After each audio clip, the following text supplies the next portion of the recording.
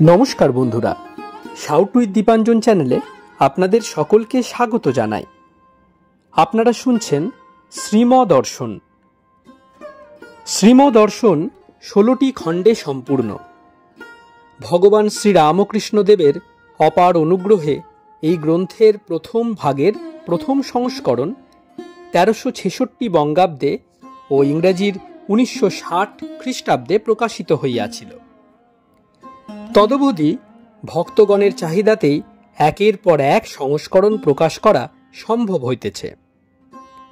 শ্রীমদর্শনের মূল আবেদন, গৃহে বাস করিয়া কি প্রকারে দেবভাবে জীবনযাপন করা যায়, কিভাবে বেদ বর্ণিত উপায়ে সুখ দুঃখ সমভাবে গ্রহণ করিয়া সংসারে শান্তিতে বাস করা সম্ভব হয়।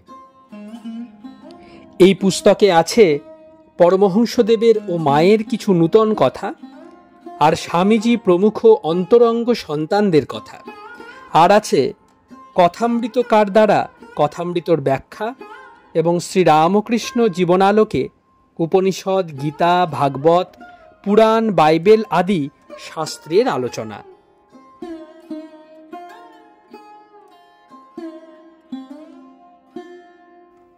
স্বামী নিত্যাত্মানন্দ বিরচিত শ্রীমদর্শনের আজ 36তম পর্ব। চলুন আজকের পর্বটি শুরু করা যাক।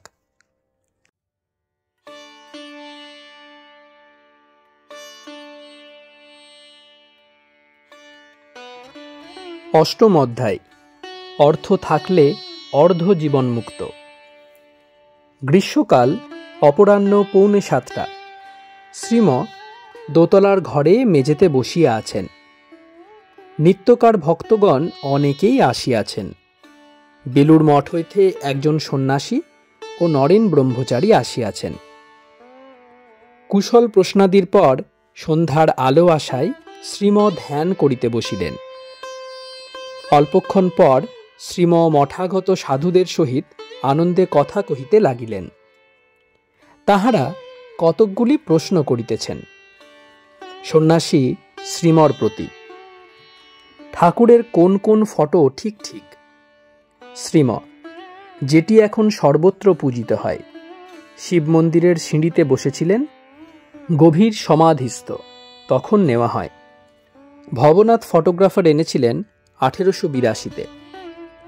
দাঁড়ানো একটি, এটি রাধাবাজারে ফটোগ্রাফারের দোকানে নেওয়া হয়। সেদিন তিনি ঝামাপুকুরে আর মিত্রের বাড়ি এসেছিলেন। 1881 9ই ডিসেম্বর, শনিবার। সেটিও উচ্চ সমাধির অবস্থা। আরেকটি কেশব সেনরা নিয়েছিলেন, সঙ্গে হৃদয় ছিলেন। ব্রাহ্ম ভক্তদের কাছে খুব যেতেন কিনা, সেখানেও দাঁড়ান সমাধিস্থ। মাঝে মাঝে এটিও দেখতে পাই। সন্ন্যাসী: আপনি মথুরবাবুকে দেখেননি? শ্রীম: না, তিনি চলে যাওয়ার 10-11 বছর পরে যাই।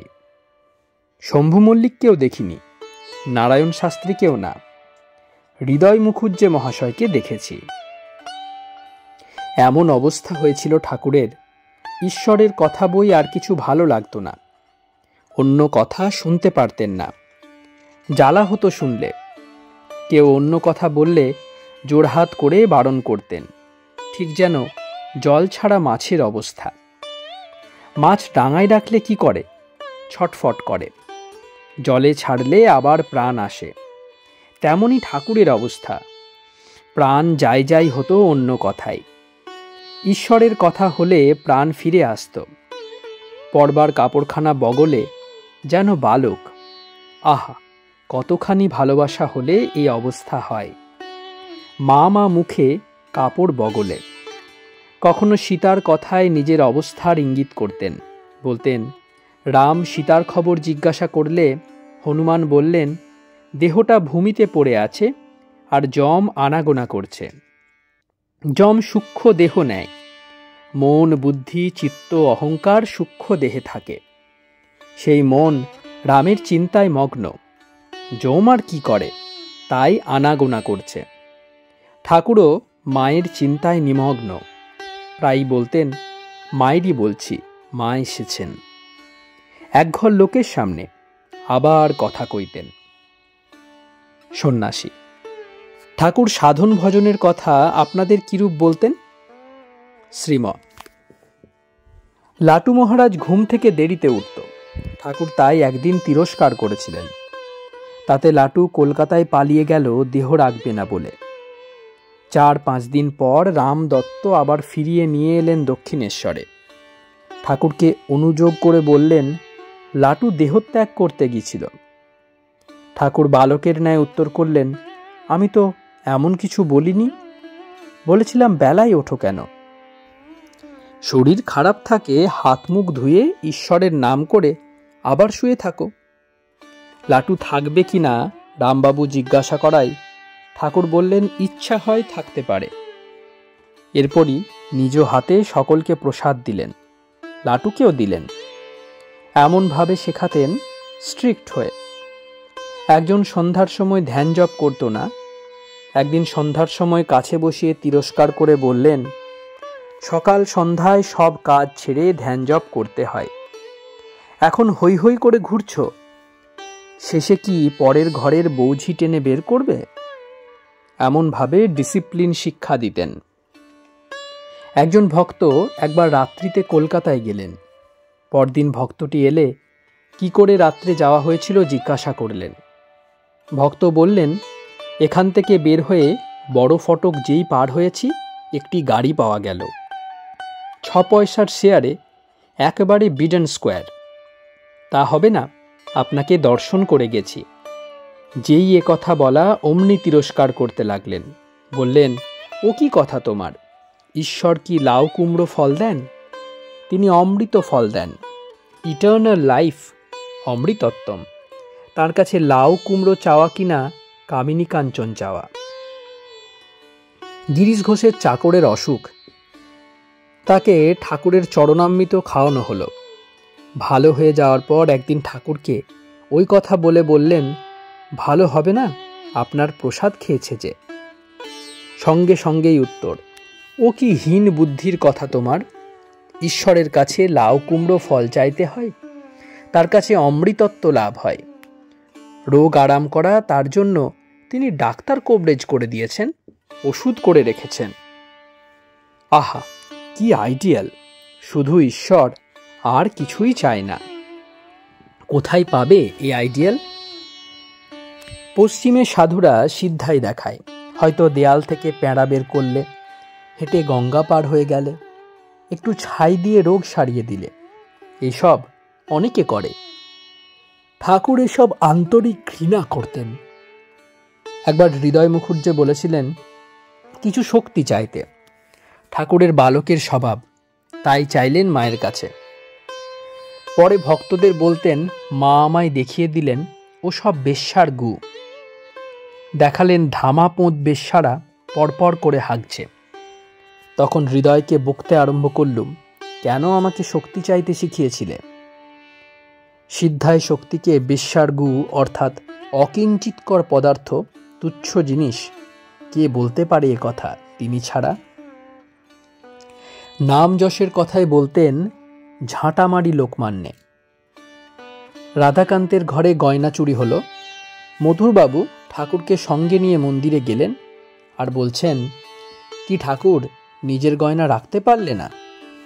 হংসেশ্বরী কিন্তু চোর ধরিয়ে দিছিল। যেই বলা অমনি গর্জন করে উঠলেন আর বললেন, ছি সেজবাবু, তোমার এ কি হীন বুদ্ধির কথা?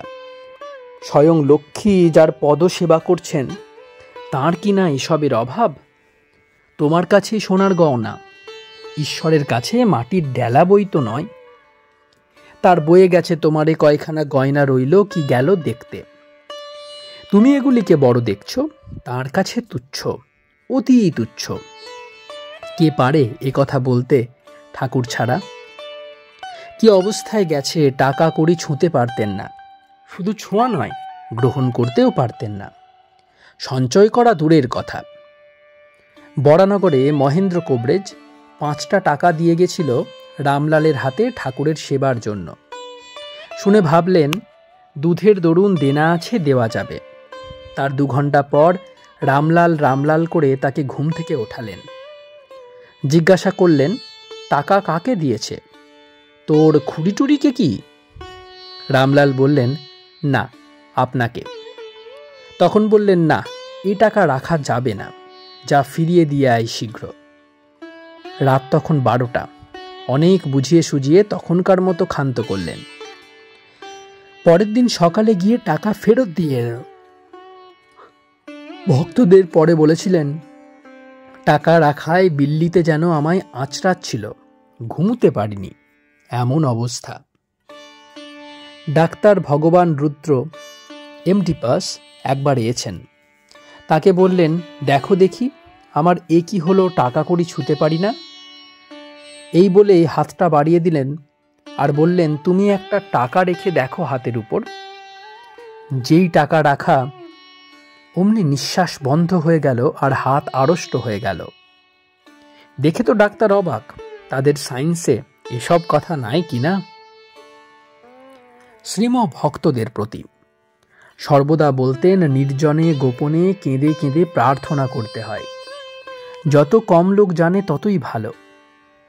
অন্তরঙ্গদের বলতেন, আমাকে চিন্তা করলেই হবে। বলেছিলেন, যে আমার চিন্তা করবে সে আমার ঐশ্বর্য লাভ করবে। যেমন পিতার ঐশ্বর্য পুত্র লাভ করে, তার ঐশ্বর্য জ্ঞান, ভক্তি, বিবেক, বৈরাগ্য, প্রেম, সমাধি। আহা, কি আদর্শ! টাকা কড়ি ছুঁতে পারলেন না, লোকমান্যে ঝাঁটা মারলেন, সিদ্ধাইকে বেশ্যার গু বললেন, আর সোনা রূপা মাটির ঠেলা। ঈশ্বর ছাড়া কে পারে বলতে এসব কথা? বলতেন, মা, টাকা লোকের এত প্রিয় তা তাদেরই থাক, ওর কথা কইলে আর লোক আসবে না। তিনি তো লোকের মঙ্গল দেখতেন শুধু, তাই টাকা কড়ির কথা বলতেন না, সর্বদা মা মা করতেন। আর ভক্তদের কিসে কল্যাণ হবে তাই ভাবতেন। অন্য সাধীদের ওখানে যাও, এ চাইবে ও চাইবে, আর যাওয়া হবে না।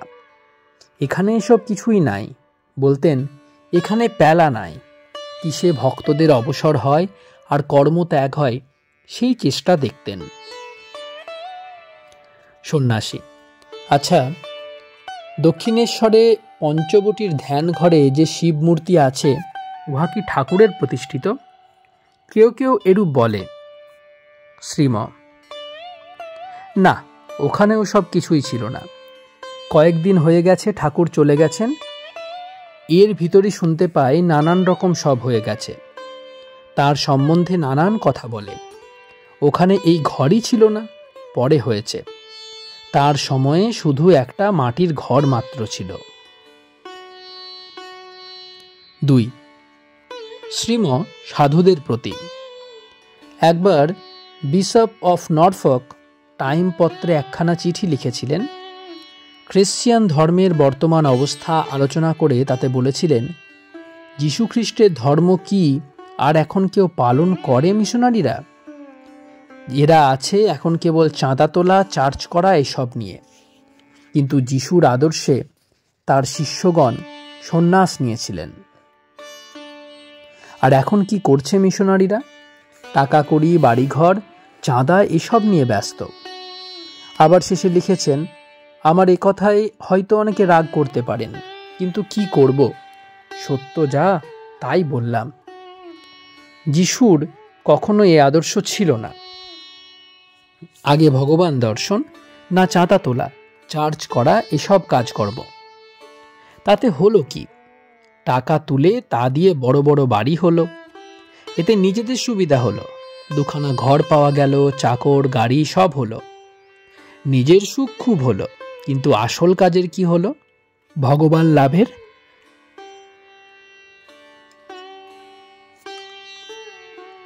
যার জন্য সব ছেড়ে এ জীবন গ্রহণ, তার কি হলো? অবতার যা শিক্ষা দেন তা কি আর ঠিক ঠিক থাকে? গ্লানি আসবেই। ঠাকুর বলতেন, চৈতন্যদেব সবেমাত্র 400 বছর হলো এসেছিলেন, এর মধ্যেই কি হলো দেখো। যে চৈতন্যদেব স্ত্রীলোকের সঙ্গে কথা কয়েছিলেন বলে হরিদাসকে ত্যাগ করেছিলেন, সেই চৈতন্যদেবের অনুবর্তীরা কিনা এখন ন্যাড়ানেড়িতে পরিণত হয়ে পড়ছে। চৈতন্যদেব নিজে অবতার, তাঁর শিক্ষাই রইল না। শ্রীম ভক্তদের প্রতি। ঠাকুরের কাছে প্যালা ছিল না। কিসে ভক্তদের কল্যাণ হয়, তাদের কর্মত্যাগ হয়, আর তাকে ডাকবার অবসর হয়, তাই সর্বদা চিন্তা করতেন। টাকা কড়ির নামটিও নিতেন না, খালি কিসে তাদের চৈতন্য হয় সেই চেষ্টা ছিল। তিনি এমন ছিলেন, দেখলেই চৈতন্য হয়ে যেত। অবতারের ঠিক ভাব থাকে না, শেষে গ্লানি আসবেই। সন্ন্যাসীর প্রতি। প্যালার মানে জানেন? সন্ন্যাসী: আগে হ্যাঁ, যাত্রা টাত্রা গানের দর্শনী। শ্রীম: হ্যাঁ, সেই প্যালা। ঠাকুর বলতেন এখানে তা নেই, এখানে সব ফুরনো। হাস্য: লোকের কাছে টাকা চাইলে আসবে কেন? আগে আসতে থাকুক, এলে গেলে চৈতন্য হয়ে যাবে। টাকার কথা তুললে আর কে আসে? এত প্রিয় জিনিস টাকা। একটি গল্প বলেছিলেন। একখানে যাত্রা হচ্ছে, একজন দেখলে চুপি দিয়ে এখানে প্যালা দিতে হয়, অমনি পলায়ন। আরেকখানে গিয়ে দেখে সেখানে প্যালা নাই, লোকের খুব ভিড়, অমনি কনুই দিয়ে এমনি করে অভিনয় করে ঠেলে ঠুলে মাঝখানে গিয়ে আসন করে বসলো, আর গোফে তা দিয়ে গান শুনছে। সকলের হাস্য। এখানে যে ফুরন কিছু দিতে হবে না, ঠাকুরের কাছে তেমনি ফুরন প্যালাটোলা ছিল না। ব্রহ্মচারী নরেনের প্রতি।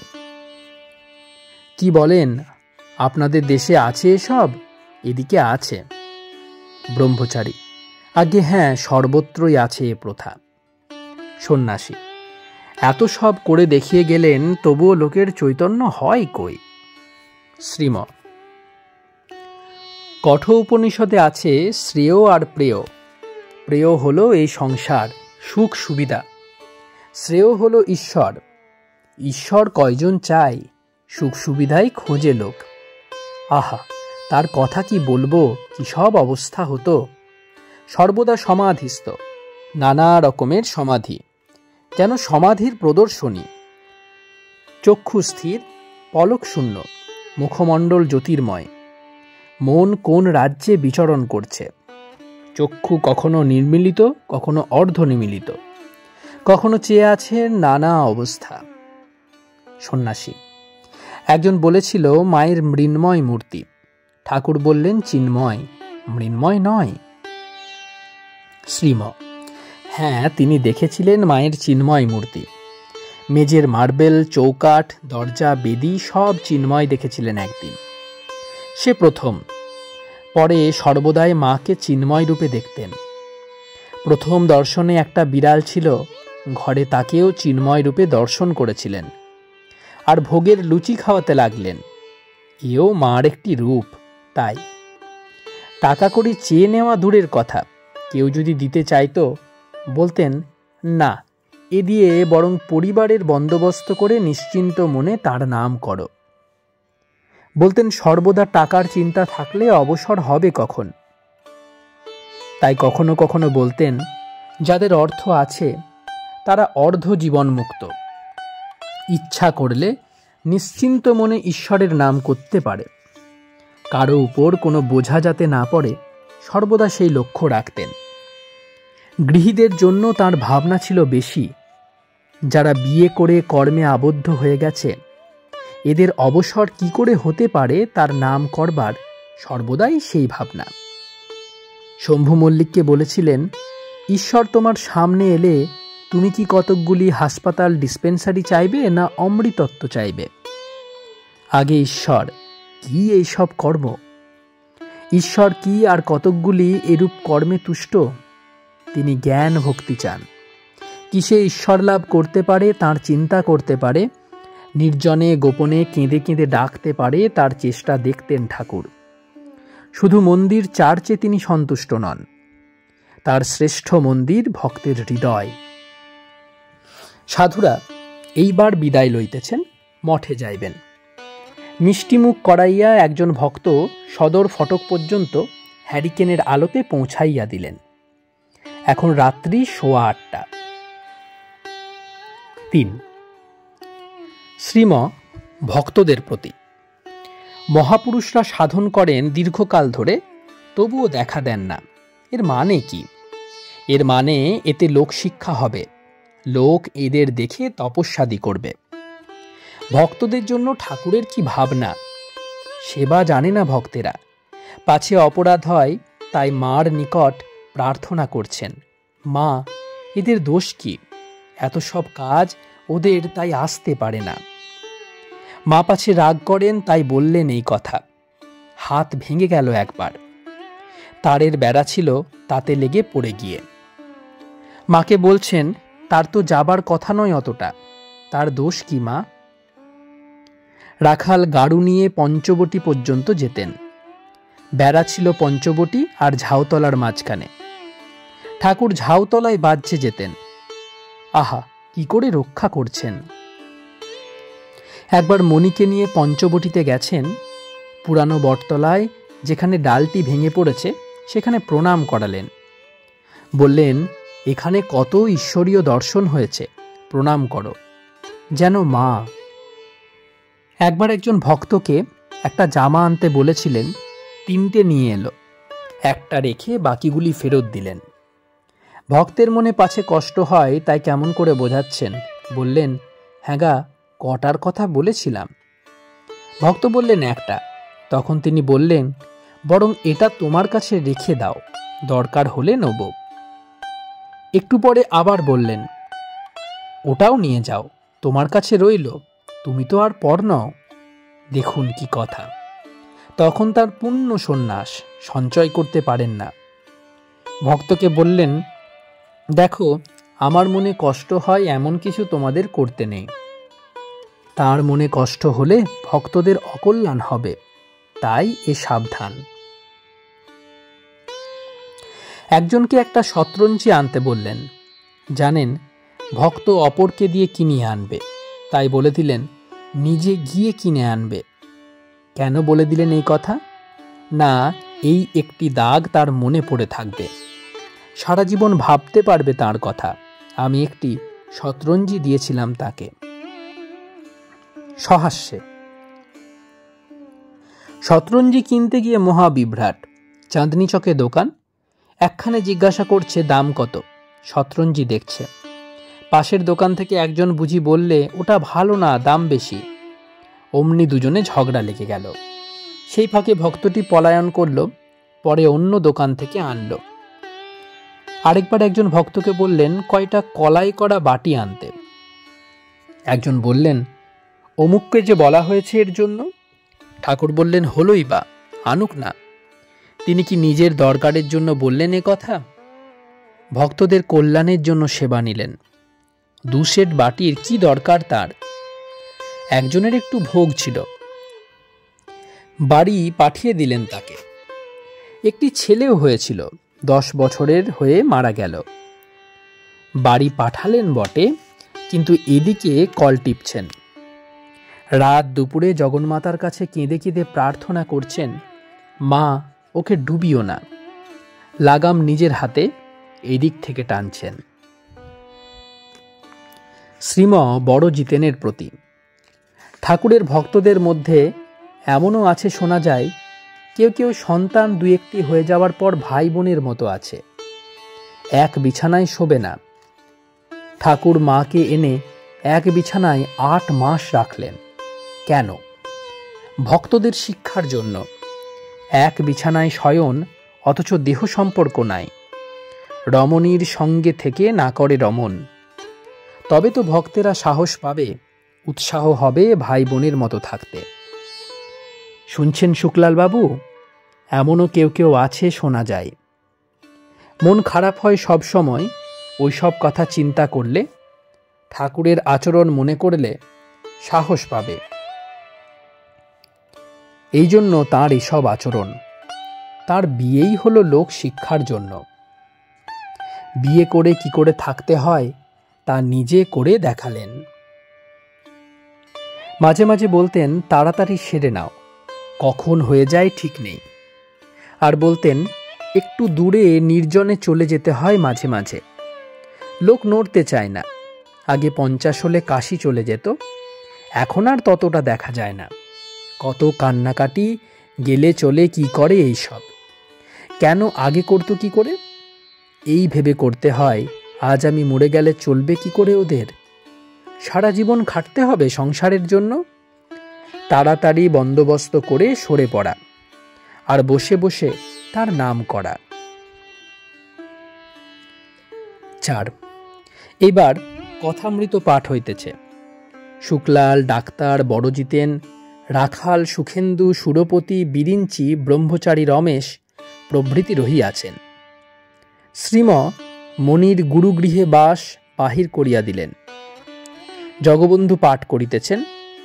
শ্রীরামকৃষ্ণ বলিতেছেন, তোমাদের যোগও আছে, ভোগও আছে। ব্রহ্মশ্রী, দেবশ্রী, রাজশ্রী। ব্রহ্মর্ষি যেমন সুখদেব, একখানি বইও কাছে নাই। দেবর্ষি যেমন নারদ, রাজশ্রী জনক নিষ্কাম কর্ম করে। শ্রীম ঠাকুর বলতেন, 3 থাকের লোক করেছেন ঈশ্বর। প্রথম যোগী, তারা সর্বদাই তাঁর চিন্তায় মগ্ন, আর কিছু চায় না। যেমন সুখদেব, নারদ। আবার যোগ ভোগ, এও একটি থাক, এও ভালো, 2 দিকেই আছে। তাকেও চাই, আবার এদিকেও চাই। যেমন পাণ্ডবেরা, এরা যেমন ভোগ করেছেন তেমনই ভক্ত।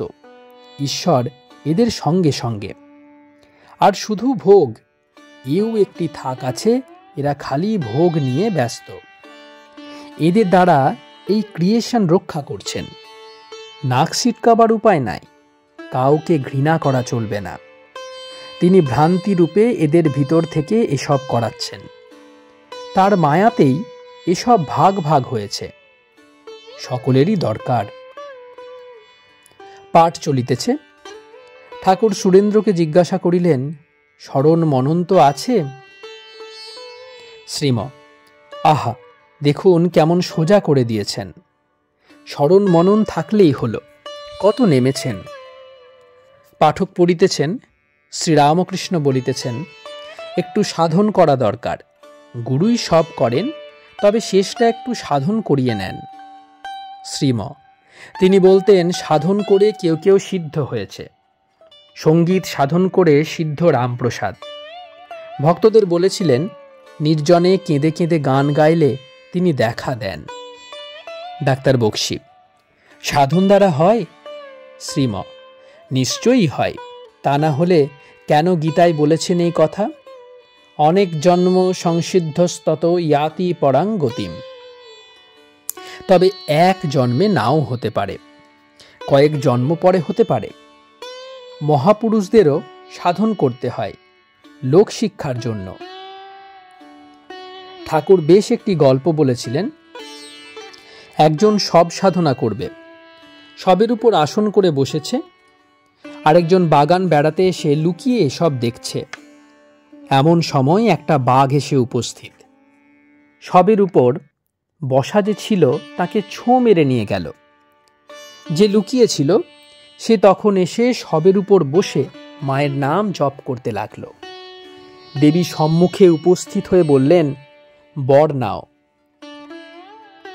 লোকটি বলে, আগে একটি কথার জবাব দাও, পরে বর চাইব। এ লোকটি এত করে সব জোগাড় করলে আর তাকে বাঘে নিয়ে গেল। আমি বাগানে বেড়াতে এসে তার জিনিস নিয়ে তোমায় পেলাম। এ কেন হলো? দেবী বললেন, বাবা, তোমার অনেক জন্মের সাধনা ছিল, একটু বাকি ছিল, তাই এখন হয়ে গেল। আর ওর সবে আরম্ভ, এমনই কাণ্ড। সাধন করেও সিদ্ধ হয় তাই বেশি, কৃপা সিদ্ধ কম।